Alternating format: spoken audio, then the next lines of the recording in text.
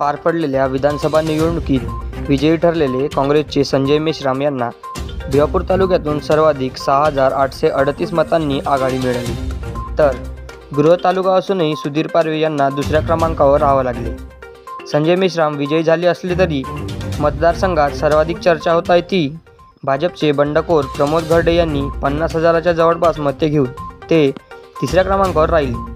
सुधीर पारवे यांच्या पराजयासाठी प्रमोद घरडे यांनी मते घेतलेली कारणीभूत ठरलेली, असे राजकीय राजकारणाचे म्हणणे आहे. घरडे रिंगणात नसते तर कदाचित मेश्राम यांना विजय मिळवणे कठीण झाले असते. कुई शहरात सर्वाधिक 3,397 मते घरडे यांना मिळाली.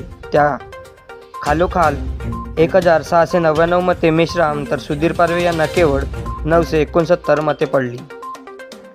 कुई ग्रामीणमध्ये मेश्राम यांना 24,002 तर पारवे यांना 21,530 मते मिळाली. घरडेंना 19,526 मते पडली. उमरेड शहरात सुधीर पारवे यांनी सर्वाधिक मते घेतली, त्यांना 13,366 तर मेश्राम यांना 11,138 मते मिळाली. घरडेंना उमरेड शहरात 6,197 मते पडली. उमरेड ग्रामीणमध्ये मात्र मेश्राम समोर असून त्यांना 24,829 मते पडली. येथे सुधीर पारवे दुसऱ्या क्रमांकावर राहिले, त्यांना 20,176 तर तिसऱ्या क्रमांकावर असलेले घरडेंना 9,653 मते मिळाली. भिवापूर शहर व ग्रामीण या दोन्ही ठिकाणी संजय मेश्राम यांनी चांगली आघाडी घेतली. विशेष म्हणजे भिवापूर हे पारवे यांचे गृह शहर असूनही ते दुसऱ्या क्रमांकावर राहिले, त्यांना 2,159 तर मेश्राम यांना 3,630 मते पडली. घरडेंनी येथे 1,459 मते घेतली.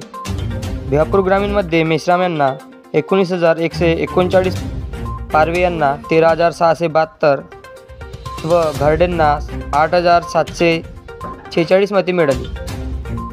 मेश्राम यांनी भिवापूर तालुक्यातून सर्वाधिक 6,838 मतांनी लीड घेतली. त्यानंतर कुई तालुका 2,778 व उमरेड तालुक्यात 2,425 मतांनी लीड असल्याचे समजते. पोस्टल मतांमध्ये सुद्धा संजय मेश्राम आघाडीवर राहिले. भाजप नेते आनंद राऊत यांचे गाव असलेल्या सेलोटी तालुका भिवापूर येथे पारवे यांना 200 तर घरडे यांना 168 मते मिळाली. मेश्रामला येथे 113 मते पडली. भाजपचे तालुका अध्यक्ष असलेले 478 मते घेतली. येथे पारवे यांना 344 तर घरडेला 150 मते पडली.